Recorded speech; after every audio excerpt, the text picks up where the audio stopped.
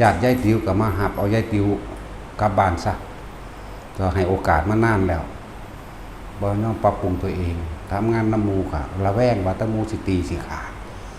ครูเขาแย่งญาติอันนั้นอันนี้สารพัดให้โอกาสว่าบ่ให้เฮ็ดนั่นบ่ให้เฮ็ดนี่เฮ็ดตะกะปุงใหม่ซะกับบ่เฮ็ดนะหมาก็กัดคนมาเรื่อยๆบางคนเขาจะก็บ่ปากเขาจะก็หนีไปซื่อๆเมื่อไปซื่อๆก็มีมื้อนี้ก็หมากัดพญากองเอาละญาติยายติ๋วมาหับเอายายติ๋วซะเด้อบอกว่าฟังบอกว่าบ่ให้เลี้ยงหมาบอกให้เฮ็ดจังซั่นจังซี่ก็เอาอยู่หั่นจักเฮ็ดจักมัดขึ้นเต็มแถวกุฏิต่างๆนั่นแหละบอกว่าจะเอาอาหารให้มันก็ให้รอบนอกพูนบ่ให้เอาเข้ามาทางในก็เอาเข้ามาทางในเคลียร์ไปหวงหมาทะเลาะคนโอ้ยจะมันแม่นเนาะใดนะต่อไปอย่าไปเอาเข้าให้มันเด้อเฮาบ่ได้หามาเลี้ยงหรือมันมาเอาเองถ้ามันบ่ได้กินอยู่ในนี่มันก็ออกขึ้นเมื่อบานมันเองดอกเห็นบ่ล่ะบ่ให้แกเข้ามาในวัดนะบ่เอาวันเพราะมันกัดคนมาเรื่อยๆเป็น10แล้วเด้ตั้งแต่ไล่มาเกี่ยวกับปัญหามา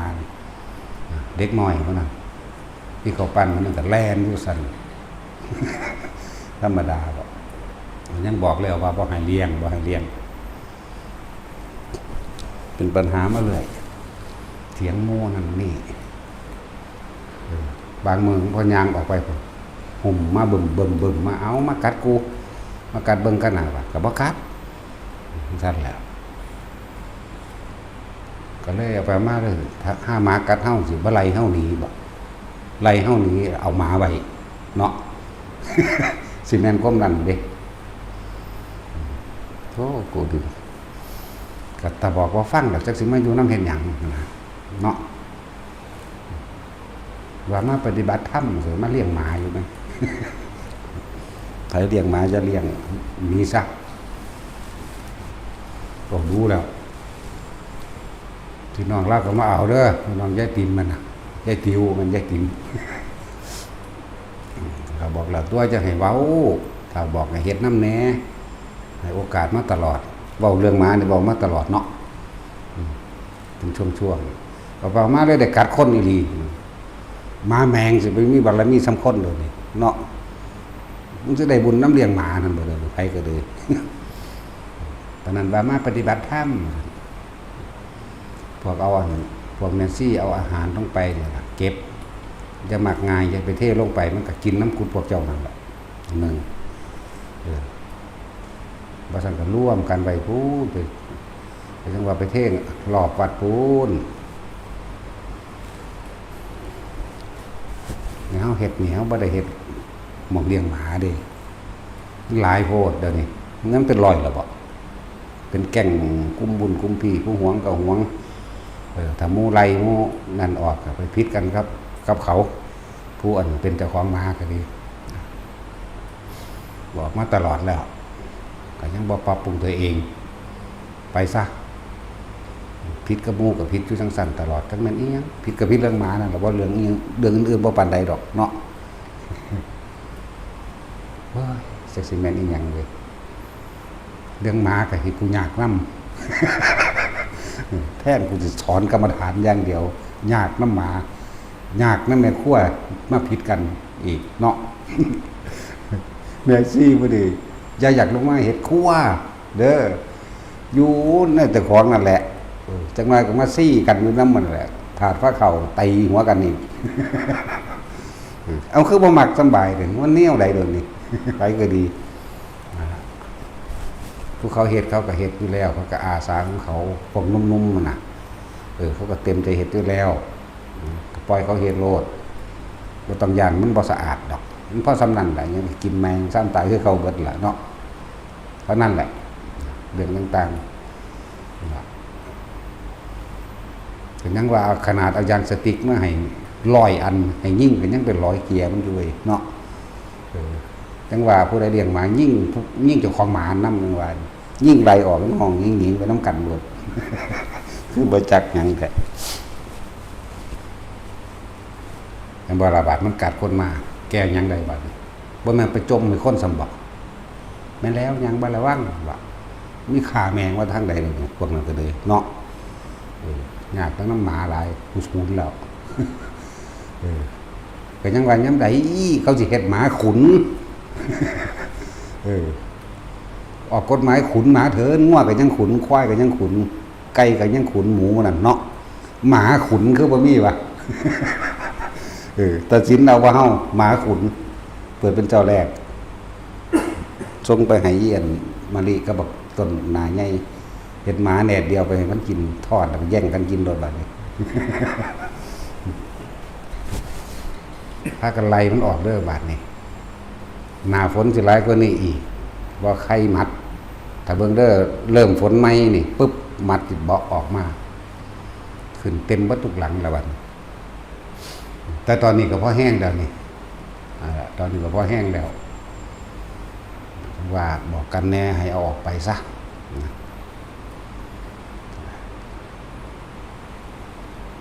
อื่นกะมีเท่าไรล่ะเน้นพ่อ16เน้นมี16เน้น16แล้วก็วันที่4กับบวชพระอีกจัก2เนาะวันที่4บวชพระ2มื้ออื่นนี่บวชเน้น16พุ่นละบวชแล้วก็ไปไว้พุ่นละแล้วก็หมู่พระพี่เลี้ยงก็ไปอยู่นำหรือว่าผู้ปกครองก็ไปอยู่นำก็ไปนะไปคอยดูแลซอยกันนั่นแหละเขาว่าหนุ่มจัดยังมันก็มีสระน้ำอยู่ระวังสระน้ำนั่นแหละอันนี้คือจังบานบิณฑบาตก็คือกระจายกันออกไปนั่นแหละว่าเขาจะไปบิณฑบาตบ้านใดคือบ้านนาแต่บอกที่ว่าข้ามพูนชวนไปนั่นนะแม่นาแต่หรือบ้านเอียงนี่แหละแยกเป็น3ขั้นรถบัสบัดแต่ว่าถ้ามันบ่หลายบ่เป็นตาหนึ่งเกินไปหรือว่าคนขับบ่พ่อเขาก็เอา2ตามนี้แหละแต่สิแบ่งไปพุ่นมันก็สิแตกแยกมันก็สิคิดฮอดกันเน้นแบ่งไปดอนไร่หรือสิแบ่งไปดอนไร่วะโอ้ยเอาอีกแล้วทั้งนั้น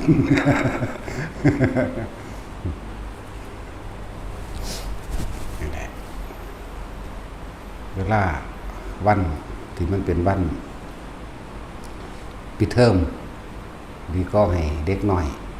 ลูกหลานมันเล่นน้ำบานบางที่ก็เล่นสงกรานต์เนาะไปถือรถส้นรถตำแน่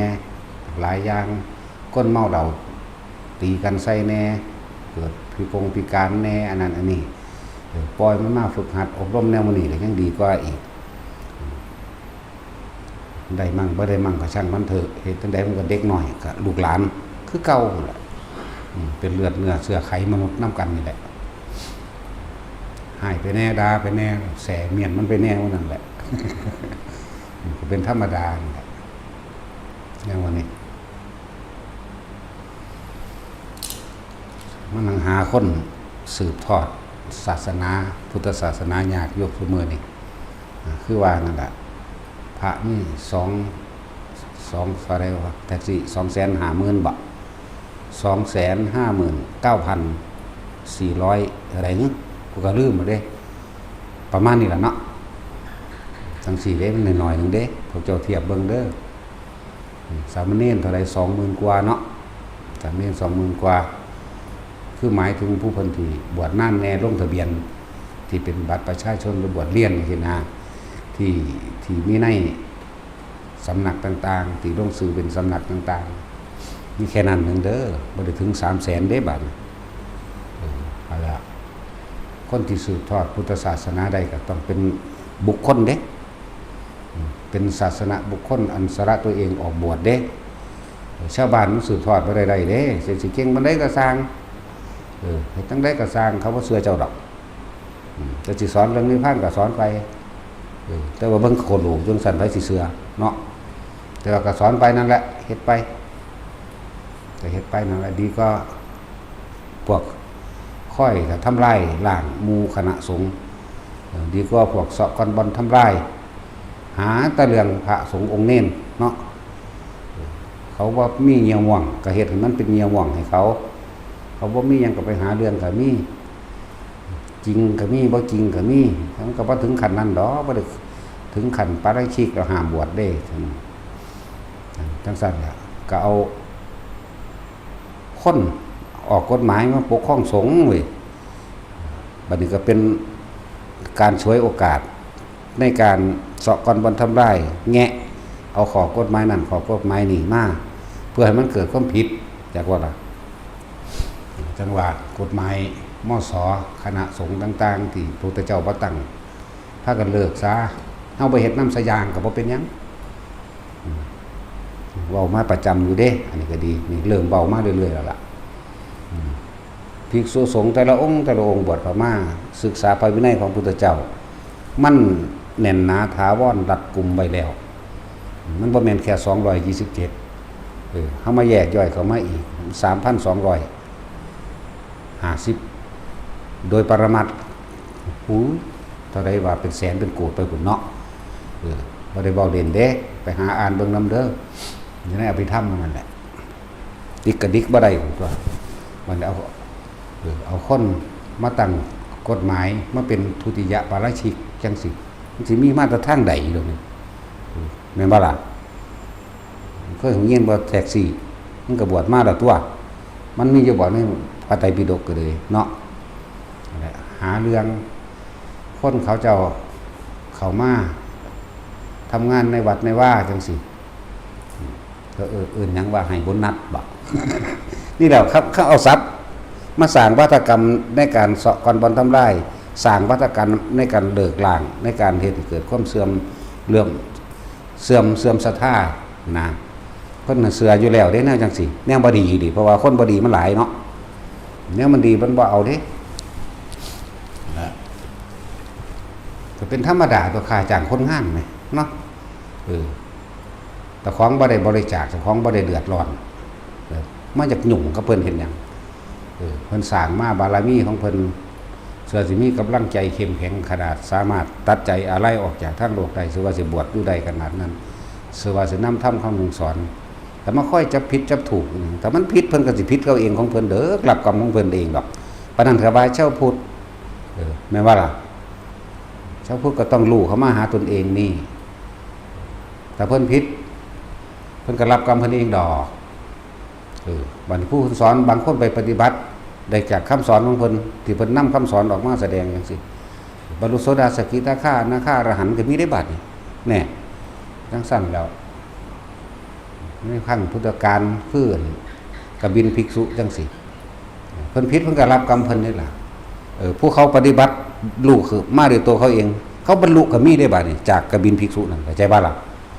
นั่นแล้วมันยังสิสู่ศาสนาบุคคลคือบุคคลผู้นำคำสอนของพระศาสดาออกมาแสดงผู้เขาปฏิบัติไปเขาเห็นดูโดยตนเขาเองหรอกแต่ว่าเขาก็อาศัยการได้ยินได้ฟังเป็นปริยัติเห็นบ่ล่ะนั่นแหละ ตราบใดที่ยังเอากฎหมายมาควบคุมพระวินัยของพระพุทธเจ้าสิ้นซากแน่นอนอยู่แล้วเพราะว่าพวกนี้มันบ่มีฮิริโอตตัปปะมันบ่มีความละอายและเกรงกลัวและจุดหมายเขาคือต้องการสิลบล้างและทำลายอยู่แล้วนั่นบ่ล่ะแล้วถึงว่าพวกเริ่มต้นจากตัวเฮาเองเอาความจริงเป็นไงเอาความบริสุทธิ์ใจตามความเป็นจริงเจ้าของเป็นไงว่าเฮานี่บวชพระมานี่ทำให้แจ้งซึ่งพระนิพพานแม่นบ่ล่ะแล้วเฮาก็เอาพระวินัยนี่เป็นเครื่องนำหน้าเป็นเครื่องปกป้องคุ้มครองเฮาเองบ่จำเป็นต้องไปเอาของคนทางนอกมันสิมาควบคุมได้จังได๋หาเงินเลี้ยงลูกเลี้ยงเมียอยู่ส่งลูกเรียนอยู่แม่นบ่ล่ะยังคดโกงอีหยังนั่นนี่อยู่ยังหากินเหล้าเมายาอยู่จังได๋มันสิมาควบคุมพวกนี้ได้เนาะนั่นแหละจังว่าหมู่สงฆ์ทั้งหลายเฮาบ่ได้เลือกมหานิกายหรือธรรมยุทธ์ได้เวลาพุทธศาสนามีวิกฤตการณ์จังซี่ถ้าถูกโดนรังแกข่มเหงต่างๆก็มาร่วมโตกันมาร่วมมือกันสิเป็นผู้นำให้สิเป็นผู้พาเฮ็ดเอาตรงนี้เป็นศูนย์ร่วมหมู่คณะสงฆ์ เรื่องอื่นๆเอาไว้ยถาบรรดาศักดิ์ทีมมันว่าพ่อจะได้มรรคผลอย่างเด้ตัวนั้นจากว่าล่ะเอาพระวินัยเป็นใหญ่เอาธรรมเป็นใหญ่ตัวมาร่วมตัวกันอยู่นี่ผู้ใดถูกรังแกข่มเหงตาเข่งนี่แหละยาก็หลักพี่น้องหลวงพ่อมนพนี่แหละพุทธคานุโตพร้อม เดี๋ยวสิว่าหูจักมีผู้เดียวเด้นามสกุลนี่พุทธคานุโตนี่ใช่ป่ะล่ะนั่นแหละมีผู้เดียวเท่านี้นึงเด้นามสกุลนี่ใช่ป่ะนี่ฉายาเดี๋ยวสิก็บ่เข้าใจอีก ถ้าเหตุดอกผู้นักแน่นในธรรมความจริงผู้นักแน่นในความเป็นพุทธเจ้าในธรรมของพุทธเจ้าแปลให้ฟังจากบ่ล่ะผู้นักแน่นมันคงในธรรมของพระพุทธเจ้าตามก็เป็นจริงหรือจะแปลยังว่าผู้หนักแน่นในความเป็นพระพุทธเจ้าก่อนแปลฟังสองนัยยะแล้วเขาจึงเอาธรรมเป็นไงเขาไม่ได้เอาตามนั้นมันเป็นของมันมาโดยจิตวิญญาณมาแล้วใช่ป่ะล่ะต้องเอาความตายเขาแลกตัวนั่นบ่เขาแลกมันก็ตายอยู่แล้วเนาะย่านตายมันก็ตายคือเก่าตัวนั่นบ่ล่ะสละออกเสียยศถาบรรดาศักดิ์พัดยศต่างๆมันบ่ได้แก้อีหยังใดดอกเขาก็อาศัยเป็นเจ้าพนักงานเด้เขาหาว่าเป็นเจ้าพนักงานเป็นนั่นเจ้าหน้าที่รัฐเห็นบ่ล่ะทำผิดนั่นนี่มีเงินทอนอย่าลืมว่าสำนึกสำเนียกเข้ามาตามความจริงของตัวเองเด้อวัดทุกวัดบ่เคยได้เงินทางหลวงบ่ได้เงินของทบวงการศึกษานั้นๆนี่บ่ได้บ่มี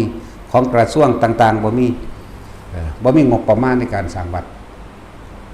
สร้างด้วยกำลังแรงศรัทธาของบุคคลผู้มีศรัทธา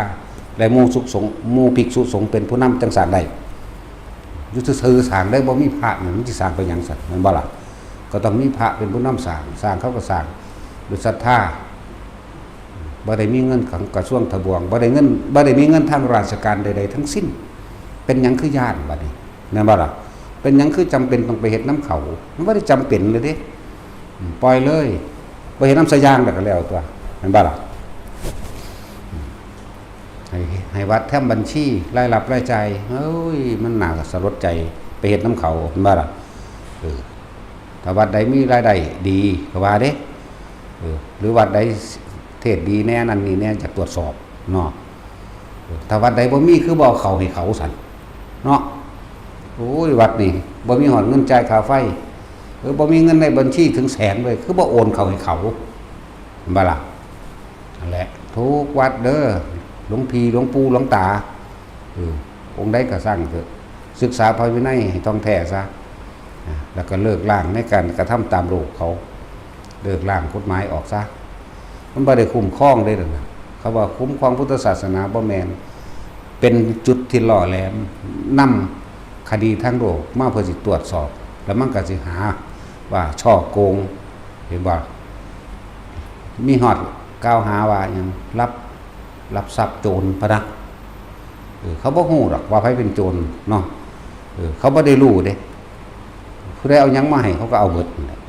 มันบ่ล่ะบ่ได้ฮู้ดอกโอ้ยสมัยแต่เก่าก่อนโจรข้าวแดงแล้วก็ป่นไปท่านคือกันเลยล่ะแล้วก็ป่นไปแจกคนจนมั่งไปท่านพระมั่งได้ล่ะจะเว้าตามตำราก็ดีมึงอ่านตำรานั่นกูก็อ่านนั่นนี่คือกันมันบ่กูก็เอาเนื้อดีมาอ่านหักล้างสูงตัวสั่นแหละ ถ้าเฮาบ่มียศถาบรรดาศักดิ์เฮาก็สิอยู่ด้วยกันง่าย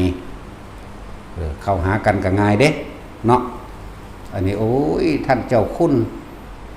พระถ้ำพระราชต้องนัดเวลาใส่กันอุ้ยกูจะหักเนาะต้องเท่านั้นต้องเท่านี้อีกซื้อขายกันยศถาบรรดาศักดิ์และตำแหน่งจะได้บ่จะเป็นบ่เอามา100,000มาสิเฮ็ดให้เนี่ยจังสิเฮ็ดมันหยั่วย่งกันเลยหลายๆหม่องที่เฮาฮู้จักสัมผัสมาเวลาไปประชุมกันก็โอ้ยเฮ็ดกฐินเด้อปีนี้เด้อเฮ็ดต้นมาให้เด้อได้เท่าใดอันนั้นอันนี้มีค่าจ้างรางวัลกันเลยนั่นแหละเลยเกิดกลายเป็นประเพณีปานว่าทางโลกเห็นบ่ทางโลกแบบใดท ทหารก็มีภาค1ภาค2ภาค3ภาค4เนาะเอาไปมาภาคก็เลยมีเจ้าคณะภาคตายภาค1 2 3 4เห็นว่าล่ะมีหลายภาคก็ทหารตำรวจอีกได้บัดนี้ภาค10ภาค11ตายภาคแล้วตราบใดที่เบาธรรมและคำสอนพระเจ้าเป็นไงเบาพระวินัยเป็นไงพระเจ้าจะถึกลมล้างเบิดซ้ำเฮามีชีวิตอยู่เดี๋ยวนี้เฮาทำให้ดีที่สุดทำให้ถึงที่สุดทำเท่าตายนั่นแหละถ้าบ่สละชีวิตสิทำเฮ็ดจังได๋สิได้ทำเนาะเฮ็ดจังได๋สิไปฮู้ความจริงได้ย่อมสละออกแน่สิไปหวงมันหลายภาษาแนวจังซั่นทุกวัด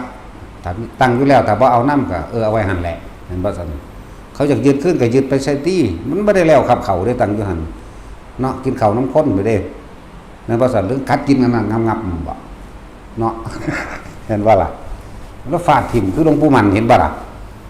อุ้ยถามแมงไผจักฮู้จักบ่บุ หลวงปู่มันเพิ่นเจอต้องเหี่ยวพุ่นเด้นั่นซั่นล่ะพระเจ้าบ่ได้ไปสนใจตรงนั้นหลวงปู่มันก็บ่ได้จบปริญญาพร้อมเนาะบ่ได้จบปอท่อนั่นปอท่อนี่ก็บ่ได้จบอีกนักถ้ำนักเทิมหมู่นั่นแต่เพิ่นเรียนจบเบิดโลกแน่พี่ตัวใจเพิ่นตัวถ้ำตัววินัยของเพิ่นพี่เด้อเป็นหยังคือบ่พากันเอาอย่างพระเถระผู้ใหญ่หลวงปู่เสาหลวงปู่หมั่นพ่อใหญ่บัวหลวงปู่จวนหลวงปู่ขาวหลวงปู่หล่ามื้อนี้นี่แม่คือบ่เอาหมู่นี่แม่เนาะจังซี่แล้วนี่แต่หลวงปู่ได้บ่ว่าพระนั่นพระนี่เด้บ่แม่นพระคู่นั่นพระคู่นี่เด้เฮาเอิ้นจังซี่อันซื้อยาวๆน่ะอู้อาวาโอ้ชื่อบ่จักโลดเนาะสั่นแล้ว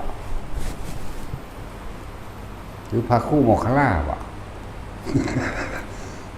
หรือสิเป็นพระสมุหะอานนท์บ่พระเจ้าบ่ได้ตั้งเด้อสิบอกให้แล้วพระก็เลิกล้างออกซะว่าสั่นสิบหายไว้พวงเบิดละประเทศไทยนี่พม่าเขาจะเอาวินัยเอาอภิธรรมเป็นใหญ่พวกเอาธรรมเป็นใหญ่แล้วก็เอาวินัยเป็นใหญ่เด้พม่าเมื่อมีการข่มเหงและรังแกเขาจะร่วมตัวกันเด้อนั่นแหละครับแล้วก็พวกฆราวาสเนี่ยนุ่มในหันก็บ่ได้ใจร้ายใจดำทำลายภิกษุสงฆ์เด้เขาจะรักษาว่าเพชรทั้งได้กระสร้างทั้งเบิดนี่ก็เป็นลูกหลานในบ้านในเมืองในประเทศชาติเดียวกันเด้พวกเขาก็เอาอย่างเขาแนวใดมันดีก็เอามาใส่ตัวเนาะถูกพวกนอกศาสนาสิบ่เห็นตามใส่กำลังสิใส่กฎหมายข่มเหงนั่นแหละเขาจะก็ขาเอาเลยเด้พระภิกษุทั้งหลายแล้วนั่นฝึกหัดยิงปืนเด้ทั้งสั้นก็ป้องกันตัวเองเว้ยก็ต้องเฮ็ดทั้งสั้นล่ะเฮาก็ดีป้องกันตัวคือกันพุทธเจ้าอนุญาตอยู่ได้ล่ะแม้การถกเถียงก็เป็นการถกเถียงเพื่อป้องกันตัวเองเพื่อให้เกิดความประสานสมานมิตรได้เกิดความสงบและเข้าใจกันถ้าไม่เข้าใจกันดีเราต้องปกป้องตัวเองตัวผมบ่ได้บอกขาดอกมีแต่เฮานี่บอกเฮามันบ่ได้เป็นอีหยังมีแต่เฮานี่บอกตีแมงโลดถีปากมันโลดเตะปากมันเลยพระสิวางได้ก็ว่าตีบ่ได้เอาเงินผู้ใดมาสร้างอันวัดได้อันพวกสิมาทำลายก็จะว่าล่ะมีตั้งคนมีศรัทธานี่คนที่มาฟังนี่คนที่เฮ็ดตามนี่เป็นผู้พากันนำกันสร้างเห็นบ่ซั่นฟังไว้แน่เฮ็ดน้ำเขานักกฎหมายทั้งหลายนั่นน่ะมีแต่ทำลายเด้อสิบอกให้เด้อเลิกล้างบ่เฮ็ดน้ำแล้วก็แล้วดอกสิเฮ็ดหยังเฮาได้เด้อนี่เห็นบ่อย่าลืมความจริงหมายถึงธรรมที่เป็นความเป็นจริงที่เฮามีความบริสุทธิ์ใจตั้งใจมุ่งมั่นใส่จุดหมายเดียวคือจักทำให้แจ้งซึ่งพระนิพพานเดินตามพระวินัยซึ่งเขาสิใส่ขอให้หยังก็สร้างธรรมย่อมรักษาผู้ปฏิบัติตามความจริงโดยธรรมรักษาผู้ประพฤติธรรมบ่มีอีหยังนัตติกัมมังสมังพลังบ่เหนือกำลังของกรรมใดถึงมันสิมีพยายามกับคนที่มีความบริสุทธิ์จริงเดี๋ยวก็มีอันเป็นไปของมันเองโดยเฮาบ่ได้เฮ็ดหยังนั่นแหละแต่ว่าเฮาคนมันก็บ่มั่นใจจังซี่เนาะขนาดนางสามาวดีแล้วบ่ได้บวชแล้วเป็นพระโสดาแต่ว่าเรามีความบริสุทธิ์ใจทรงชั้นเจริญชั้นและเพิ่นอยู่ในเมตตาพรหมวิหาร4ได้เพิ่นอยู่ เป็นเครื่องอยู่ของเพิ่นแล้วถูกก้าวตูใส่ไล่โดยนั่งยังล่ะยังนั่งมาคันธิยะก้าวตูใส่ไล่เห็ดไปเห็ดมาจนถึงว่าพระเจ้าอุเทนผู้เป็นผัวแท้ๆก็ยิ่งเอาธนูอาบยาพิษมายิ่งเพิ่นแต่ว่าเพิ่นนึกถึงพระพุทธพระธรรมพระสงฆ์นึกถึงความจริงที่เพิ่นกระทำมาแล้วเพิ่นก็แผ่เมตตาให้พระเจ้าอุเทนพร้อมให้นางมาคันธิยะพร้อมแล้วก็ให้เจ้ากรรมนายเวรและทุกๆคนพร้อมถ้าข้าพเจ้ามีกรรมต่อกันแม้นมีมาแล้วในอดีตชาติที่จะสมควรตายในกรณีก็ให้ตายซะมันจะอาจจะสมควรแก่กรรมแล้ว แต่ถ้าบ่มีแล้วขอให้คนทั้งหลายนั้นจงมีความสุขเถิดเฮ็ดได้บ่ล่ะเฮาเฮ็ดบ่ได้เด้อกู บ่เฮ็ดแมงเด้เวรย่อมระงับด้วยการฆ่าเจ้ากรรมนายเวรเท่านั้นเด้กูนี่เนาะท่านแล้วบ่ได้เว้าคือพระพุทธเจ้าเด้ เอาพวกจะผิดเอาไปผิดมันสิซ้ำใดบ่ได้แล้วกูบ่ได้กินอยู่น้ำพวกจะผิดดอกเนาะแล้วพระเจ้าอุเทนตัดสินใจปล่อยให้ลูกธนูออกไปนั่นแหละนัตถิกัมมังสมังพลังแรงใดที่จะเสมอด้วยแรงแห่งกรรมไม่มีแต่เพิ่นเป็นกุศลกรรมที่ลูกธนูบ่มีหัวใจบ่มีชีวิตแท้ๆย้อนสอนกลับขึ้นมาเสียบพระเจ้าอุเทนเองจะหัวใจสำเร็จนั่นแล้วปลดปล่อยเล่าออกมาบัดนี้แล้วก็มาใส่สัจจะญาธิฐานของเราเองคลายยาพิษออกได้ฟื้นขึ้นมาแล้วกราบขอโทษขอขมาเราสุดท้ายแล้วเว้นกรรมนั้นคืนสู่นางมาคันธิยะว่าธรรมดาเด้บัดจนถึงว่าเพิ่นไปงานหลบชายแดนต่างเมืองตัวละหาวิธีฆ่าเล่าจนได้เผานางมาคันธิยะตลอดทั้งหมู่ไอ้ลูกบริวารเพิ่นเองนั่นแหละจนตายได้แต่ในขณะที่ไฟใหม่บ่มมาอยู่นั่งไอ้สามาวดีนี่เตือนสติหมู่พวกท่านทั้งหลายจงเขาอยู่วิหารธรรมแห่งตนของตนเถิดจงใครควรเพียรหน้าความตายเป็นอารมณ์เถิดมั่งจงแผ่เมตตามั่งจงใครควรเพียรหน้าได้กายะสังขารมั่งหน้ามรณานุสติมั่งเพียรหน้าซึ่งพรหมวิหารมั่งเด้บางองค์ก็บรรลุโสดาสกิทาคาอนาคาเด้โสดาน่ะมีอยู่แล้วบัดนี้สกิทาคาก็มีอนาคาก็มีนี่คือในบันทึกมีแบบนี้สุดท้ายก็ถือเผาตายซ้ำเมื่อเผาตายแล้วไอ้พระเจ้าอุเทนกลับขึ้นมาเที่ยวแรกเข้าใจว่าเที่ยวแรกกันพ้นพิษไปแล้วมันบ่ล่ะแต่เที่ยวสองนี่คือเที่ยวที่สองแต่ว่าเพิ่นก็ได้ตายจริงๆนั่นแหละตายก็ตายตัวหอดอันหน้าฆ่าหอดอันไปพุ่นแล้วมันบ่ลงมาดอกแม่เนาะตายก็ตายทั้งตัวหูอริยสัจสี่ก่อนตายบ่แห้งดอกแม่นั่นแหละไฟไหม้หัวที่พุทธเจ้าว่าไฟไหม้หัวกับการรู้อริยสัจสี่พวกเธอจะรีบคว้าอะไรก่อนจะรีบดับอะไรก่อนจะรีบทำอะไรก่อนนี่ก็รู้อริยสัจสี่หมดแล้วเนาะมันดับไฟแล้วจะกลับไปไต่คือเขาแถมเราจะบรรลุอริยสัจไหม สุดท้ายแล้วก็เว้นกรรมขึ้นสนองพระเจ้าอุเทนเพิ่นก็ให้อภัยตามคือตอนที่รอดออกจากลูกธนูอาบยาพิษเขาจะก็นอนน้ำกันเขาจะก็คุยกันอยากให้อภัยนั่งมาคันธิยาซะหูอีแล้วว่าเป็นทั้งสิ่งสิพระเจ้าอุเทนก็เฮ็ดนำเพราะว่าเริ่มพระเจ้าอุเทนฟังธรรมพระพุทธเจ้าได้บัดนี้จากบ่ล่ะอีหานี่มันกันหนักกว่าเก่าอีกมันพยายามฆ่าเอามันก็ให้มันให้หน้ามันนั่นแหละแล้วก็หลอดหมู่พวกบริวารนั่นแหละพากันซอยกันเฮ็ดหรือว่าเอาน้ำมันมาเผา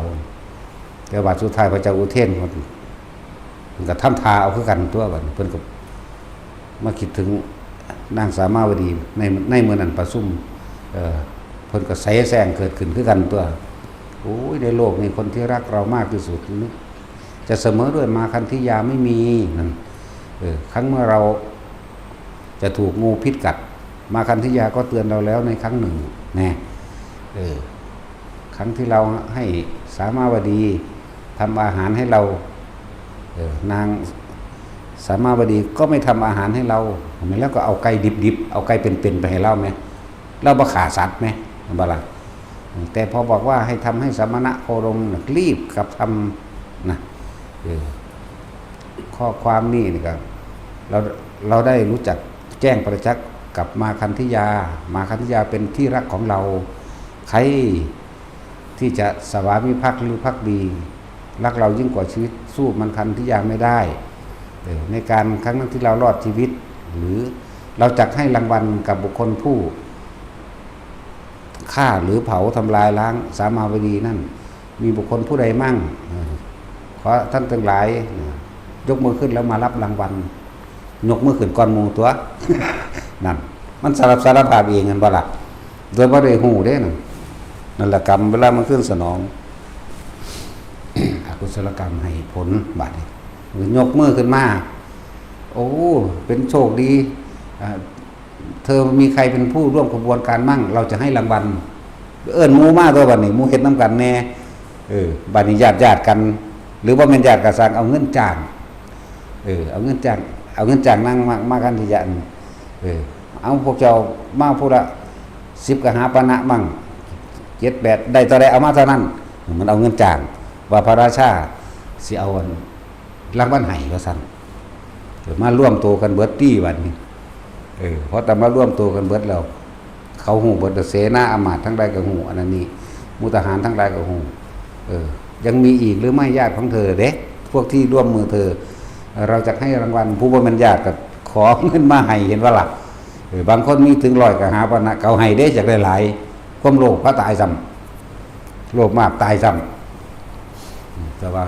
มีใครอีกหรือไม่ก็หมดแล้วเจ้าข้าสั่นพระเจ้าจะประทานรางวัลสิ่งใดสั่นเขาก็จับเอาไว้ล้อมเอาไว้เห็นตัวบัดนี้คัดหลังผูกศอกพวกขาก็ขาไปส่วนมากขั้นที่อย่างนักก็มู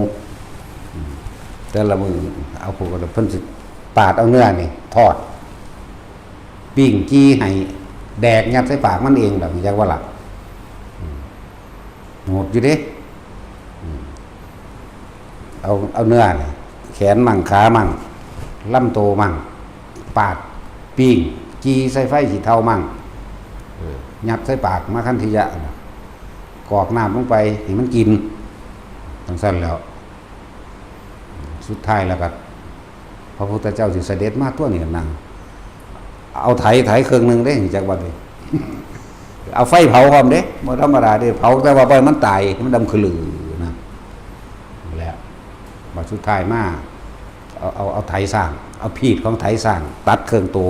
เห็นบ่ล่ะทั้งสั้นแล้วพระพุทธเจ้าปานนั้นพระพุทธเจ้ายังมีเมตตาอยู่เด้จักว่าอธิษฐานฤทธิ์ด้วยพุทธนิมิตไปปรากฏขึ้น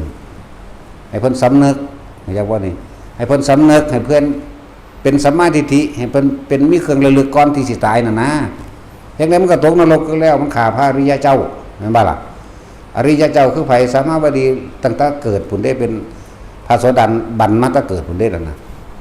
บ่ทันหาตาไปเห็นได้เป็นมาตั้งศาสตร์ก่อนพุ่นแต่สิอยู่ในขันใดเท่านั้นแหละเขาก็บ่มีใบรับรองไว้โกละโสดาว่าอีกไม่เกิน3ชาติบ่หรืออีกสกิทาข้าว่ามีใบรับรองเนาะพุทธเจ้าอยู่แท้ๆก็ยังบ่ได้เขียนใบประกาศให้โอ้นางคนนี้บรรลุโกละโสดาบ่ได้ว่าเนาะหรือหยังสตุคตะบ่นะพุทธเจ้าเพิ่นให้กลับใจเพิ่นให้เปลี่ยนจากความเห็นผิดแล้วก้าวค่ำพุทธังธัมมังสังฆังสนังคัจฉามิแล้วก็ขอขมาต่อพระพุทธเจ้าเพราะนั่งมาคันธิยะนี่เครียดพระพุทธเจ้าตั้งแต่สมัยเพิ่นมาโปรดเอาพ่อเอาแม่นะนั่นแหละเดี๋ยวเว้าเรื่องนี้มันจบก่อนมันสิลืม นั่งอันนี้มาคันธิยะพุทธเจ้าปรากฏพุทธนิมิตขึ้นแต่บ่เป็นนบักฮานี่แหละว่าสันนักก็เก่าอีก โอ้ยแทนที่สิข้าพเจ้าขอถึงซึ่งพระรัตนตรัยมีพระพุทธพระธรรมพระสงฆ์ว่าเป็นที่พึ่งกรรมอันใดที่พระเจ้าได้เคยล่วงเกินไปแล้วด้วยกายด้วยวาจาด้วยใจทั้งที่มาแล้วในอดีตจนถึงปัจจุบันการนี้ขอพระผู้มีพระภาคเจ้าอันเป็นประธานแห่งพระรัตนตรัยได้โปรดอดทนให้แก่ข้าพเจ้าด้วยเถิดจังตายเนี่ยกับใครอาจารย์ว่าล่ะตายลงนรกนั่นแหละแต่ว่ามันมีมือพ้นอยู่ เรียกว่ากลับใจได้เรียกว่าล่ะกลับใจได้อันนี้บ่กลับใจเลยแถมซ้ำตากึ่งขึ้นเป็นน้ำบักฮานี่แหละว่าซั่น ด่าพระพุทธเจ้าต่อเด้พอดีกับใจขาดน่ะว่าขาดจังได๋ก็เอาผิดจักผิดว่าล่ะตะกี้เขาเจ้าสร้างไถนาเด้ผิดไทยสร้างตัดเครื่องแอวก็ดีเลยตายซ้ำลงไปหน่อยนั่นลงเลยอีหานี่เนาะ พูดถึงสาเหตุย้อนขึ้นหลังมันนายช่างหมอนี่ทั้งสองคนนี่หมายถึงพ่อกับแม่ของนางมาคันธิยะนี่มาคันธิยะเป็นคนงามไผมาขอพ่อกับแม่ก็บ่ยกให้เศรษฐีมากก็บ่ให้กษัตริย์เมืองนั้นเมืองนี้มากก็บ่ให้เพราะว่าเพิ่นก็บ่มีผู้ใดสมควรเพราะว่านางงามนะสั้นแล้วพอดีพระพุทธเจ้าเพิ่นสิมาโปรดเอานั่นแหละพ่อกับแม่เลยยกมาคันธิยะนี่ให้เป็นเมียพระพุทธเจ้าพระพุทธเจ้าเลยว่าจะไปอะไรเหมือนดึงว่าหนังห่อขี้เห็นว่าซั่นแม้แต่เท้าของเราก็ไม่อยากจะแตะเราขยะขยงเหลือเกินบ่น่ะมันธรรมดาว่ะแทนที่มันสิฟังเอาเข้าใจบ่แทนที่มันสิฟังเอานี่นะเป็นดุจดังว่ากระสอบห่อขี้เป็นดุจดังว่าหนังห่อขี้เพิ่นก็เทศนาเรื่องอสุภะนั่นแหละเทศไปพ่อกับแม่บรรลุอนาคามีเด้พ่อกับแม่ของมาคันธิยะส่วนมาคันธิยะนี่ผูกอาฆาตแล้วเข้าใจบ่นี่ผูกโกรธผูกอาฆาตแล้วมาว่าดูถูกเฮาในเมืองนี่เมืองพระเจ้าอุเทนถึงมันเสือกได้ลืมสื่อเมืองละบ่มีผู้ใดสิประเสริฐเลิศหรือสวยงามยิ่งกว่าเรานั่นแหละบัดสุดท้ายเลยไปขอสวามิภักดิ์หรือเขาไปขอเป็นเมียพระเจ้าอุเทนนั่นแหละก็เลยได้เป็นเมียเป็นมเหสีไปเป็นเพื่อสิแก้แค้นพุทธเจ้าเด้เรียกว่าล่ะเมื่อก็เลยต้องจ้างคนชาวบ้านชาวเมืองนั่นน่ะเวลาพระภิกษุไปบิณฑบาตเวลาพุทธเจ้าบิณฑบาตให้ไล่เรียกว่าล่ะจ้างชาวบ้านชาวเมืองไล่ก้าวตูใส่ร้ายจนบ่ได้บิณฑบาตก็บ่ได้พุ่นล่ะนั่นแหละที่พระพุทธเจ้าเพิ่นถึงกล่าวคำนั่นว่า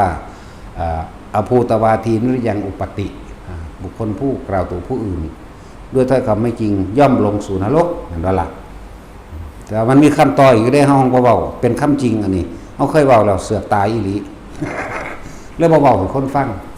หรือมันเป็นมันตายเอาเองก็บ่รู้ล่ะเนาะเอาเป็นว่ามันตายเอาเองซะมีอยู่คำเว้าต่อไปทางบ่เว้าดอก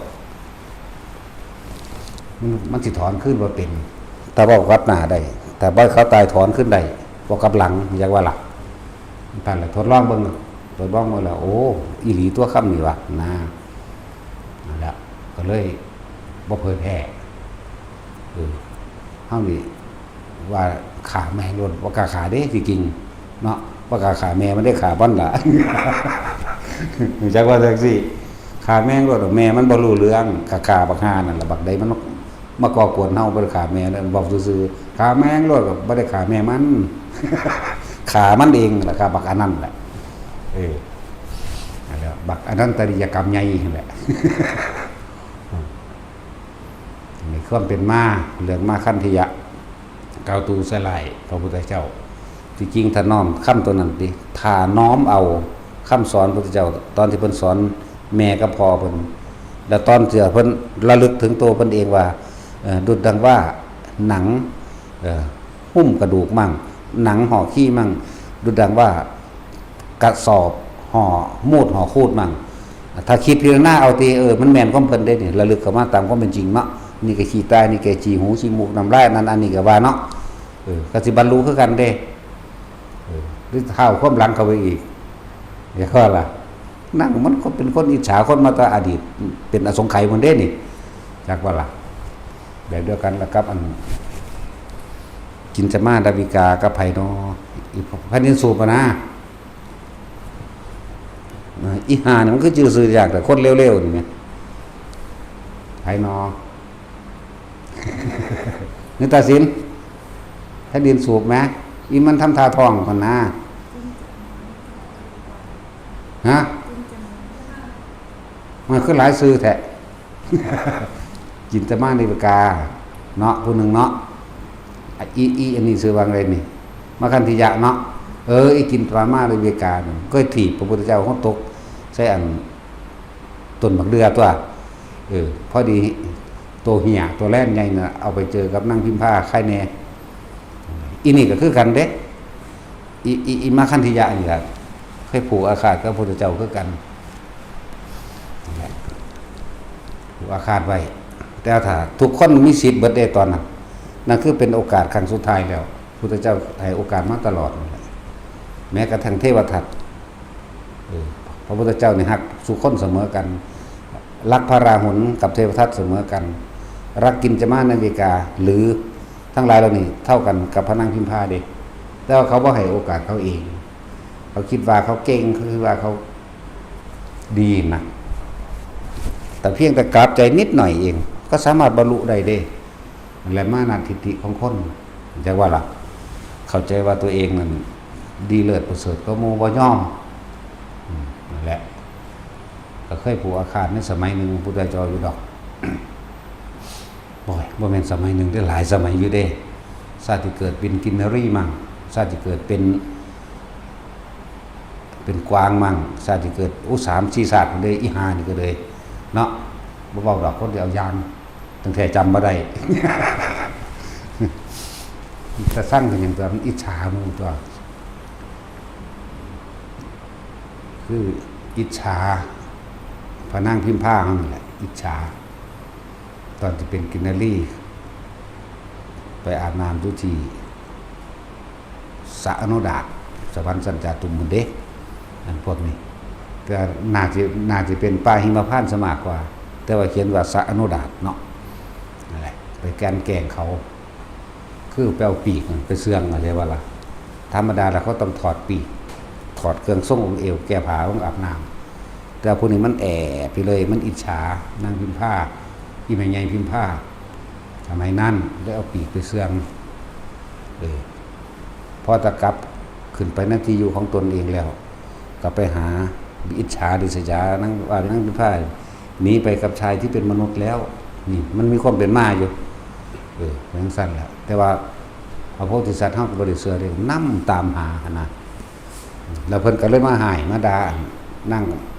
มาคันธิยะนี่ว่าบ่มีความรักใคร่กลมเกลียวซึ่งกันและกันด้วยความรักของเฮาเสมอภาคกันทั้งเบิดกินนารีนั่งสนมทั้งเบิดเฮารักเสมอกันทีนี้ครับมันเลยมีสัตว์เว้าเป็นพลายน้ำเป็นผู้บอกว่านั่งอันนี้เอาปีกของนั่งไอ้พิมพานไปเสื่อมนะเพิ่นก็เลยด่าเรื่องนี้แหละเธอนี่มีรูปร่างกายสวยก็จริงแต่ไม่จิตใจหยาบช้าแม้แต่หน้าเราก็ไม่อยากมองเท้าเขารังก็ยังไม่อยากแตะเธอเลยคือขับไล่ออกจากมุงอย่างว่าล่ะสั้นแหละก็เลยไปนั่มเอามาพูดกันไปนั่มเอาไม่ใหญ่มาไม่ใหญ่พิมพาบอกมาเราไปเตะเล็บโตนเล่านะแล้วก็ไปตกระกำลำบากอยู่ช่วงนึงอินี่เลยผูกอาคาตมาตะพุ่นล่ะตอนปีกินนารีต้องเป็นสะอนุระบ่แม่นสะอนุมาโนดาดอกต้องเป็นสระน้ำอันหนึ่งที่อยู่ในป่าหิมพานต์นี่แหละจักอยู่ไสป่าหิมพานต์ก็เลยเนาะ ป่าเกิดโยนความผิดหรือว่าโยนความถูกโยนความดีให้ป่าหิมพานต์โลดณป่าหิมพานต์จักมันอยู่ไสในวัดกสิณมันอยู่ในมิติของพวกคนท่านเด้อมีอยู่ดอกจักอยู่มันเลื่อมกันอยู่ในนี่แหละว่าพวกเจ้าฟังพ่อพวกเจ้างงซื่อๆนี่แหละที่จริงมันมีอยู่ป่าหิมพานต์มีฮอดกิเลนพุ่นเด้เมื่อนั้นยังพญาพิเภกยักษ์ซ้ายอย่างนามาสุดสาครกับมานินมังกรคือกันเลยกับมานินมังกรอันนั้นแหละมันมีอีหลีว่าได้แท้เฮาเอิ้นตะกิเลนมีอีหลีเด้แต่อีหลีกับอีหลีแต่เฮาเห็นผู้เดียวนี่แหละ แต่ว่าผู้อื่นผู้เพิ่นเห็นเพิ่นก็บ่ว่ากันว่ามันเป็นของจริงอยู่บางไงบางหลัวกิเลสหรือนาคพวกนี้ก็มีจริงๆนะบางพวกที่บาปกรรมบ่หนักนี่ก็ไปเกิดในหม้องหันอยู่ก็มีหรือว่าหลงผิดนั่นนี่ก็มีอยู่ กินนารีมื้อนี้ก็มีนะ ส่วนอันที่ว่าหมักม่วงกันยังหมักนั่งอันมีขวนนะมักคลีผลนะแล้วก็ว่าท่านได้เห็นอยู่ นั่นแหละมักคลีผลอาจจะว่าเกี่ยวของก็ได้แต่ว่ากินนารีนี่เกี่ยวของอยู่ก็มีแต่ในตำราว่าพวกฤาษีบำเพ็ญตบะเก่งๆเราไปสู้กันบำเพ็ญเราไปแย่งกันเอาอีหยังกับนั่งอันนั้นเนาะทั้งสั้นแล้วแท้จริงเพิ่นอาจจะเปรียบเปรยขึ้นมาก็ได้นะลักษณะนั้นสุสิบอกไปยังว่ามีประโยชน์ อันที่มันมีประโยชน์คือให้เฮานั่นน่ะบอกยังก็เสื้อฟังแน่อีกอย่างหนึ่งกับความสมัครสมานสามัคคีอีกอย่างมื้อนี่แหละคือบอกว่าแม่ซี่ก็บ่ต้องมาเฮ็ดครัวดอกบ่ต้องอิจฉากันดอกวัดแม่หม่องคือให้มาซั่นเพราะว่าเราหม่องจักบ่ล่ะ เป็นหยังเคยมาแล้วหูหนวกไปเว้าหยังเราก็บ่เครียดเรายิ้มอย่างเดียวเพราะว่าเราบ่หูยินเนาะตาสินพวกนั้นมันบ่หูหนวกมันจอบเขาจะกัดกันจักบ่ล่ะเพิ่นจะมองเราหูหนวกด้วยซั่นเขาด่าแวกๆอยู่ฮะยิ้มใส่เขาจังซั่นตัวนั่นแหละเว้าเรื่องศาสนาเฮามีไผพระย่ามสมัครสมานสามัคคีรวมใจกันไว้แน่ไผข้างนอกมันไล่กาดอยู่เด้อว่าธรรมดาเด้ก็เริ่มจากไผข้างในนี่แหละสักวันเป็นช่องว่างช่องโหว่ให้เขาแงะเข้ามามีอิหยังก็สร้างปกป้องกันเองตัวจักว่าล่ะอัตหิอัตโนนาโถเด้กฎหมายบางอย่างมันเป็นกฎหมายเพื่อเขามาทำลายเด้แต่ว่าถ้าสุกฎหมู่บ่ได้คือเก่าหั่นแหละเนาะถ้ามันยากหลายก็เผาแมงถิ่มโดนบางหันบางนี้ก็เลยคือไฟตอกปลาใหม่คือปลาใหม่มาเบียดเบียนรังแกก็มีหลายไปหามันผันบ่อยู่ในที่ทำงานมันเนาะแต่มันยากอีกนำไปหาบ้านเกิดมันหุ่นโดดเนาะเห็นบ่บ้าเอาแต่แท้เด้กูนี่กับปลาใหม่นี่ สั่งคือหยังบ่เคยเห็นมาใดมันดีแม่งก็คืออะไรก็เลยตำรวจก็คือกันเนาะต้องพ่วงเขาพวกนี้ใส่เขานำ เพราะพวกนี้มันเลวย่ำกว่าอีกเยอะแยะอีกถ้ากว่าหรือบ่กว่ามันทอกันไปเนาะแต่อย่างหนึ่งพวกเฮาที่พากันเข้ามานี่พวกเจ้าลืมคำแรกบ่มาขอปฏิบัติธรรมอยู่นำหลวงพ่อเห็นบ่บ่ได้ว่ามาเข้าครัวหรอกบ่ได้ว่ามาเฮ็ดนั่นเฮ็ดนี่หรอกคำแรกนั่นน่ะบ่ได้ว่ามาเลี้ยงหมาเด้มาว่าขออยู่ปฏิบัติธรรมนำเห็นบ่ซั่นนั่นแหละบอกว่าให้แต่ละคนอย่าลืมคำเบาหน้ากับคำเบาหลังนี่มันตรงกันแน่จักว่าล่ะกลับมานี่เฮามาหยังมาละหรือว่ามาเอาหรือว่ามาเพิ่มหรือว่ามาแนวใดเว้าย่ำๆอยู่เด้นี่แต่เฮาเห็นหมู่คณะทั้งเบิดนี่แหละเริ่มเว้าให้เกิดความแตกแยกกันเอาคนนี้ไปนินทาให้คนนี้ฟังผู้หนึ่งผู้สองผู้สามผู้สี่บัดนี้เสือฟังกันได้บัดนี้แตกแยกพิกันเองได้บัดนี้ทั้งที่บ่เป็นความจริงอยู่นำกันมานานแล้วจังซี่ต่อไปนี้ถ้าเกิดว่ามีผู้ใดผู้หนึ่งเว้านินทาผู้นี้เรื่องของผู้นี้ฟังเรื่องของผู้นี้ฟังให้พวกเจ้าเตือนกันเองได้โลดหลวงพ่อว่าถามว่าพวกเจ้ามาหยังบ่ซั่นตอนเฮาเข้ามาใหม่นั่นบ่แม่นว่ามาขออยู่นำมาขอปฏิบัติธรรมนำแม่นบ่ซั่นก็เลยว่าอยู่ไปก่อนจัก7มื้อเด้อนะถ้าบ่ผิดกันกับหมู่ก็ค่อยๆว่ากันไปค่อยๆอยู่ไปเรื่อยเห็นบ่จังซี่แล้วจึงบอกว่าอย่าลืมสัจจะเจ้าของเองมาปฏิบัติธรรมมาเพิ่งบารมีหังบ่แม่น ซั่นแหละตักเตือนกันนะนี่แหละมันสิมีช่องโหว่ช่องว่างจากภายในนี่แหละซึ่งถ้าเฮาบ่มีช่องโหว่ช่องว่างจากภายในเหมือนกันกับภิกษุก็เหมือนกันเฮาบ่มีช่องโหว่ช่องว่างเพราะว่าเฮามีพระวินัยเห็นบ่พระวินัยเป็นเครื่องรักษานักบวชก็ต้องเข้มข้นรักษาพระวินัยแล้วก็มีความจริงโดยธรรมเจ้าของเองเป็นใหญ่ เฮาละภากาสาวาที่จะทำให้แจ้งซึ่งพระนิพพานบุคคลผู้มีศรัทธาพยายามที่ทำตัวเองเดินว่าโสดาปฏิมรรคโสดาปฏิมรรคนี่ก็ยอดคักแล้วนะบ่ตกต่ำดอกหน้าปฏิตายมันได้ผลก็ได้ตัวมันบ่ล่ะแต่ว่าเฮาพยายามของเฮาอยู่เองนั่นน่ะอยู่เพราะสำนั้นจังซั่นแล้วว่าเฮาอยู่ในทางอันที่ทำให้แจ้งซึ่งพระนิพพานนั่นแหละโสดาปฏิมรรคคนผู้นั้นสิรู้จักในตนเองดอกตาตัวของเข้าถึงจุดใดและจุดใดนะศีลหรือความบริสุทธิ์ใจของตัวเอง โดยว่าบ่เคยมีความผิดทำร้ายเบียดเบียนให้ผู้ใดผู้หนึ่งชีวิตและทรัพย์สินตลอดทั้งมนุษย์และอมนุษย์ว่าคนละสัตว์ตัวนี้สิเป็นเครื่องรองรับตัวเองเป็นความบริสุทธิ์เด้บ่แม่นความตั้งใจเจตนาวันนี้เราไม่ฆ่าสัตว์วันนี้เราไม่ลักทรัพย์บ่แม่นแค่นี้เด้ตัวนี้ก็นี่คือโสดาปฏิผลขึ้นไปแล้วมีพุทธธรรมสงฆ์เป็นที่พึ่งเท่านั้นบ่มีเครื่องอื่นเป็นเครื่องระลึกเลยนอกจากพุทธธรรมสงฆ์คือถึงพระพุทธเจ้ามั่งคิดถึงพระธรรมคำสอนมั่งคิดถึงพระสงฆ์หรือระลึกถึงบุญคุณที่เพิ่นสืบทอดคำสอนพระเจ้ามาให้มั่งว่านึกถึงความตายแล้วมีจุดหมายเดียวคือตั้งเอาไว้ว่ากูต้องถึงนิพพานเท่านั้นแต่ว่าในช่วงระยะจากสิตายไปนี่ก็มีเป็นธรรมดาเรื่องความโกรธก็มีอยู่แต่ว่าบ่ผูกอาฆาตเด้ปฏิฆะอาฆาตแค้นสิบ่มีแต่ว่าโมโหชั่วขณะวูบหนึ่งมีอยู่เนี่ยโสดาปฏิผลเขาก็มีอยู่ยังบ่เป็นผู้ละขาดจากความโกรธก็จะว่าล่ะแต่ว่าไม่มีปฏิฆะนี่แปลว่าอาฆาตแค้นก็จะเป็นผูกอาฆาตแค้นสาปแช่งให้เขาตายเดี๋ยววันนี้นั่นแหละการมาราคะก็มีเต็มเหมือนเดิมมาแหละเรียกว่าล่ะมีความแต่ว่าเขาเบาผู้อื่นเขาที่นี่อันเดียวหัวเดียวไม่เดียวตายแล้วเขาก็บ่เอาไม้แปลงสินะนั่นแหละโสดา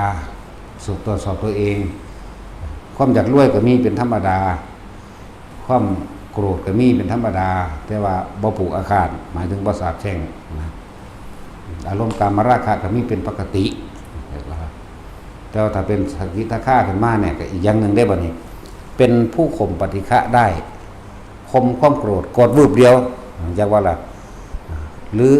ขาดออกมาจากปฏิฆะก็ได้บ่นี่แล้วก็เป็นผู้ข่มกามราคะได้ด้วยนะตะกี้นอนน้ำกันมือละ100เทื่อเดินนอนมือละเทื่อบัดนี้เนาะแต่สิเข้าใจบ่นี่มันมีผู้ใดเป็นบ้าได้ปานนั้นดอก เปรียบเทียบมีแต่เทวดาอินพรหมได้แต่ว่าล่ะพวกมันกำลังหลายเนาะพวกละมกพวกนี้ผู้สั่งเขาเอื้อนกามาพระจราสวรรค์บ่สุว่าเขาบ่เซิงกันบ่เทวดาก็เลยคือคนเอาบักหลายก็คนอีกเด้เนาะเกิดผู้อื่นเนรมิตให้หรือเนรมิตเองก็ได้เด้ทางละมกก็เฮาอีกเฮาก็อยากได้อยู่มันนั่งบ่ได้ เห็นบ่มันกาว่ากูบ่งูยันเทวดาขามึงบ่เนาะบ่โลดพระอินทร์ทั้งลาหมกดอกเมียถามซั่นแล้วบ่รอดอีกแล้วกูแล้วถ้าเว้าขึ้นไปข้างบนบ่รอดอีกแล้วกูเลยหึยโดนแล้วเราเรื่องพระโสดาพระสกิทาคาคมซื่อๆเด้ปฏิฆะคมได้นานความโกรธช้าโกรธอยู่แต่ว่าอันเรื่องสาปแช่งบ่มีอยู่แล้วคมกามราคะกับคมได้นานอย่างก็ล่ะบ่คืออนาคาได้อนาคาตัดขาดเบิดในหาสัญโยชน์เบื้องต่ำโอรัมภคิยะสัญโยชน์อารมณ์ที่ข้องเกี่ยวเนี่ยคำว่าโอรัมภคิยะสัญโยชน์5นี่อารมณ์ที่ข้องเกี่ยวอยู่กับว่ากลายเป็นของตนบ่มีขาดออกแล้วมีจะเฉพาะทำเป็นใหญ่เท่านั้นบ่สงสัยเรื่องได้แล้วปฏิฆะขาดออกเลยบ่มีความอาฆาตบ่มีความอยากโกรธก็บ่มีแล้วก็การยึดติดในรูปราคะนี่รูปรสกลิ่นเสียงต่างๆคืออารมณ์เนี่ยไม่ข้องเกี่ยวอีกแล้วเด้จะเป็นอนาคาแหละแปลว่าผู้ไม่กลับมายังโลกนี้อีกอนาคาเหลือนี่น้อยพระอนาคามีผลนี่กำลังเดินทางเข้าสู่อรหันตมรรคหรือในขั้นของอรหันตมรรคว่างนิดหน่อยมันก็ไปได้แล้วนั่นแหละวิธีที่เฮาปฏิบัติทีเดียวนี้เฮ็ดไปเถอะพวกบางที่พวกเฮาอาจสิเจอตกกระไดพ้อยโจรกระไดเนาะเป็นวิธีที่ทุกคนเฮ็ดได้ทรงฌานเจริญฌานโดยอานาปานสติลมหายใจใจ จับจุดอุณาโลมหรือทำความรู้สึกณจุดหนึ่งจิตหนึ่งก็ในความรู้สึกตัวพร้อมอันเป็นหนึ่งรู้สึกอยู่นี่มั่งหน้าผากมั่งหัวมั่งหน้าอกมั่งก็แล้วแต่ในความรู้สึกตัวอันเป็นจุดหนึ่งจิตหนึ่งกับว่าจุดหนึ่งกับว่าเด้อนั่นแหละผู้ใดทำให้บ่อยทำมากมันเกิดกับร่างของมันเองเหมือนเกิดกับร่างมั่งแล้วที่บอกว่าเกิดนั่นขึ้นกับสร้างเรื่องพวกเจ้าที่สำคัญบาดสิตายบาดสิตายพวกเจ้าเป็นยังชินไว้เฮาชินในการดูลมหายใจเข้าสู่ลมหายใจปั๊บส่วนเรื่องปัญญาไปว่ารอบรู้ในกองสังขารหรือความรอบรู้ในสิ่งทั้งหลายทั้งปวงมันก็มีความเกิดธรรมดาความดับธรรมดาบ่มีอย่างกี่ลังอย่างยืนอยู่แล้วสุดท้ายเสื่อมสลายทั้งหมดเนี่ยกูบ่จะเอากับมึงกูบ่เอากับมึงอีกแล้วนี่มันลงแล้วอย่างบัดนี้รู้แจ้งแท่งเราถึงอนิจจังอนัตตาแล้วคำว่าปัญญาเหลือแต่เครื่องอยู่เท่านั้นอย่างบัดนี้นั่นแหละเป็นเครื่องอยู่เด้อันชาติ1 2 3 4ถึง8นี่ก็ตามเป็นแค่เครื่องอยู่เพื่อมันเกิดกำลังในการเห็นอย่างเห็นอนิจจังเห็นอนัตตาเห็นนั่นเกิดเห็นนี่ดับแล้วก็เห็นความคิดเจ้าของเกิดดับนั่นแหละโอ้มันบ่เป็นของเฮาสักอย่างนี่รูปไม่เป็นนั่นบ่ล่ะรูปก็บ่เป็นของเฮาเวทนาบ่เป็นของเฮาสัญญาบ่เป็นของเฮาสังขารบ่เป็นของเฮาวิญญาณบ่เป็นของเฮาอย่างว่าร่างกายนี่แต่มันเป็นของเฮารูปมันต้องบ่เฒ่ามันต้องบ่ป่วยโอ้มันบ่เป็นของเฮาและต้องตายแน่นี่เวทนาหมายถึงความรู้สึก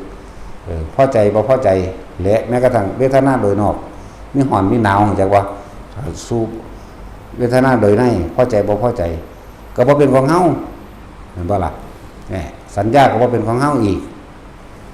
ความคิดปรุงแต่งก็บ่เป็นเฮาอีกวิญญาณหมายถึงตัวรับรู้แห่งความรู้สึกทั้งหลายความรู้สึกทางกายมีร้อนมีหนาวมีหิวมันบ่ความรู้สึกทางในก็เหมือนกันโอ้มันก็แค่พอใจและบ่พอใจนี่เองเฮาบ่ควรถือเอาอย่างจักอย่างเฮารู้จักแล้วว่าเกิดดับเหลือแต่เครื่องอยู่ให้มันชินเท่านั้นเองอยู่ก็อยู่ลมหายใจมั่งอยู่ในอุณาโลมมั่งความรู้สึกในกายมั่งเฮ็ดอยู่แค่นี้นึงเด้พวกเจ้าของเพิ่นไปอีหยังมากเลยส่วนปรากฏการณ์หรือสภาวะหรือนิมิตต่างๆมันจะเกิดขึ้นนิมิตภาพเรื่องราวต่างๆเกิดขึ้นแต่เฮาเข้าใจแล้วอยู่ในความรู้สึกตัวก็รู้กับมันไปเบิ่งมันไปเสียงนิมิตเสียงสิเสียงใดก็ตามฮือๆฮ่าๆก็ตามได้ยินไปสวดมนต์ไปเสียงสวดมนต์จากท้องฟ้าหรือเสียงดนตรีโบราณหรือเสียงหยังแล้วไปกลิ่นบ่ว่าสิหอมบ่ว่าสิเห็นนิมิตกลิ่นนิมิตรสก็มีจะติดอาหารทิพย์อยากว่าล่ะแซ่บคือหยังนี่เด้ ว่าสันติว่าพวกมันแกงหนังหมูมันแกงจังได๋คุ้มให้พวกนั้นพวกนี้แกงให้เบิ่งก็บ่มีบ่คือจักเม็ดเลยแต่เฮาก็บ่ติดดอกคือพอจะว่ามนุษย์เฮ็ดได้บ่นอซื่อๆหนังหมูป่าจักหมูป่าบ่ นี่แต่สินหรือเจ้าจักได้อีโปหมู มันเป็นสัตว์หลายชนิดทีเดียวเนาะแต่สินแถมสัมขายังบ่พอกันบ่เกินกันรูปรสกลิ่นเสียงที่มันเกิดขึ้นโอ้หลายอย่างก็ดอกแต่เฮามีความรู้สึกตัวเฮาเข้าใจดีอยู่แล้วนั่นกลับมาอยู่ที่ความรู้สึกตัวโลดสิเกิดหยังขึ้นก็สร้างบ่ไหลไปตามมันแต่ที่สำคัญอีกอันนึงก็คือความคิดที่มันพุดขึ้นสัญญาจิตตะสัญญาจิตตะสังขารพุดเฮาบ่ได้คิดแต่ว่ามันเป็นเอาเองนั่นนะบัดนี้เฮาสิออกไปคิดน้ำมันนี่แม่มันนี่นี่แหละเรียกว่าสำคัญตัวนี้เด้อบางทีก็เป็นสติวิปราสเป็นความระลึกนึกผิดได้สติวิปราสหรือคล้อยตามเรียกว่าจิตวิปลาสอย่างหนึ่งสติวิปราสก็อย่างหนึ่งเด้จิตวิปลาสหมายถึงไหลไปตามความคิดแล้วเป็นสติวิปลาสหมายถึงว่านึกจากความถูกเป็นความผิดเอาความผิดมันเป็นความถูกเข้าใจบ่นี่ทั้งสั้นแหละส่วนมากมันจากวิปริตวิปลาสหลายกว่าเพราะว่าไหลไปตามความคิดแล้วมันสิเชื่อความคิดเจ้าของเองเชื่อทั้งความคิดเชื่อทั้งรูปเชื่อทั้งภาพเชื่อทั้งกลิ่นที่เจ้าของรู้เจ้าของเห็นแล้วนำมายืนยันมันสิบ่ฟังไผพวกนี้มันจะเอาตั้งแต่ความเห็นมันเพราะมันเป็นสรุปความเห็นไว้แล้วว่าผิดว่าถูกว่าดีว่าเลวอารมณ์พอใจมันสิไปยึดพอใจในความผิดพอใจในความถูกก็มีเด้สิ่งเหล่านี้เพราะว่ากำลังของสมาธิหรือกำลังฌานบ่ถึงผู้ใดไม่มีฌานผู้นั้นไม่มีญาณเข้าใจว่าล่ะนั่นสั่นแหละ ผู้ใดบ่มีฌานกับผู้นั้นก็บ่มีสมาธิอีกเหมือนกันซื่อมันซื่อๆดอกอันนี้แต่ผู้ใดอยู่กับลมหายใจกับนิ่มนวงใดหนึ่งหรือนิ่มนวงไปเลยเป็นชั้น2นิ่มนวงไปเลยเป็นชั้น2อยู่นี่ก็แล้วแต่ตัวที่3เป็นใดตัวที่3เป็นคือคนบ่มีความคิดนี่เด้สูงเหลืองอยู่เด้บางที่ก็สละสัญญาคือจำหยังบ่ได้ก็มีเด้เป็นช่วงๆเด้ออันจำหยังบ่ได้คือจำเรื่องโลกบ่ได้แต่ว่าจำธรรมะได้คือเก่าอาจจะว่าล่ะที่หลายคนว่าย่านเจ้าของเป็นอัลไซเมอร์นี่จักว่านี่อันจำเรื่องโลกบ่ได้แต่ว่าธรรมะนี่จำได้เบิดจังซั่นก็มีแต่ว่าเป็นช่วงๆดอกแนวมื้อนี้บ่ได้เป็นตลอดนะสมัยนึงพระอัสสชิก็เคยเป็นเด้เพิ่นสิเข้าใจว่าน้ำเป็นดินหรือหยังแล้วก็ลงน้ำไปโลดลูกศิษย์ลูกหาก็นำไปเอาขึ้นมาเอามาแล้วก็มาตั้งไว้เอาเพิ่นมานั่งไว้อยู่ในพระลานหินมีห่มบกพร้อมแล้วก็เก็บไม้เก็บฟืนกองขึ้นพูนไว้เด้หลายคนก็เข้าใจว่าเพิ่นเป็นบ้าพุทธเจ้าว่าสิไปบ้าได้จังได๋เธอเป็นผู้มีสติ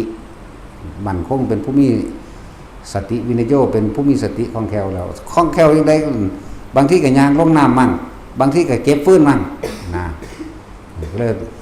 ไปถามถ้ำข้อใดข้อหนึ่งไปพุทธเจ้าว่าเลยมีผู้ไปถามถ้ำเพราะถ้าถามถ้ำเท่านั้นไหลปั้วขึ้นเลยมาละแน่มันบ่ได้แมนได้บาดนี่จะว่าล่ะแต่มีก็มีคือหลายคนย่านแต่คงเป็นอัลไซเมอร์เนาะปฏิบัติไปมันเป็นหลงลืมมันลืมทั้งโลกมันเลยลืมดอกทั้งถ้ำนั่นน่ะจะว่าล่ะแท็กซี่มันก็เป็นนั่นบ่ล่ะทั้งเธอเห็นหน้ากันปุ๊บมันสื่อว่าจังใดเนาะแต่ไปนำกันซุมื้อก็ลืมเด้เนาะมันคือบ่ลืมเมียมึงแน่ ลืมบ่ได้มันสิควอนใส่หัวหนีบ้านเบิด เนาะสงสารแล้วมันก็ลืมเมียมึงผู้นี้แหละมันก็ไปเอาผู้ใหม่ก็ได้ เอาอีกว่าแท็กซี่บ่เอาแม่นบ่ว่าแม่นอยู่บ่ตั้งแต่จูงแขนกันไปนำตลาดก็ยังเดี๋ยวเบิ่งอีนั่นนี่อยู่เนาะบาดเลี้ยวมาเบิ่งของเหลืองหวีว่าเด้ เติมอยู่เนาะแหละตัดสินเอาวะหัวรอดถ้าเขาไหลเด็กหน่อยเหี่ยวใส่บอลอยู่ก็ยังเหลียวเบิ่งเขาแต่มังกล้องใส่เขาได้ด่าเอาวากใส่จนรถเหยียบหมาเอารถ รถเหยียบหมาอีหลีเด้เก่งเหลงมาดึงว่าสันสิด่าเล่าบ่ไม่วากใส่กันจังนั่นแล้วมันไวๆเลยเนาะมันไวกว่าวัตถุไวไฟอีกจังซั่นแล้วเห็นปั๊บดูมันหยังบุ๊มันเหี่ยวใส่บอลอยู่ห้องด่าเพิ่นหันมาทางนี้ส้นหมาล่ะเหยียบหมาล่ะหมาตัวนั้นก็มันอยากเปลี่ยน ภพใหม่ มันเห็นพระเต็มอยู่มันเลยอยากเปลี่ยนภพใหม่มั้งหมานี่แล่นกลับไปแล้วแล่นกลับมาให้รถเหยียบเลยแปลกว่าล่ะไก่นี่บินไปเลยหมานี่แล่นกลับเนาะถึงต้องสั่นอีกดีเลยทุกคนสำนึกสำเนียกอันนึงพึงระลึกอยู่เสมอว่าตัวเองไม่หยังเด้อมามังมีเด้อแต่กะอีกอย่างหนึ่งเวลาคนสิกำลังนินทากันเอาความผู้นั้นไปความผู้นี้ความผู้นี้เว้าให้กันห้ามกันไว้อย่าเว้าเจ้ามาหยังบ่ล่ะและอันนึง คนใน5คนสิเว้าคนสิเว้าเวลาเขานินทาคนอื่นเขาสินินทาคนที่6ถึงบ่อยู่ในกลุ่มอยากว่าพอในคน5คนผู้นี้ออกไปเหี่ยวปั๊บอีนั่นแหละถือ สังเกตเบิ่งเด้อพวกผู้หญิงหังคักเนาะมันขนาดรถดอกถึงแม่นอีหยังแซ่บกว่าเข่าอีก เอาสวัสดีท่าน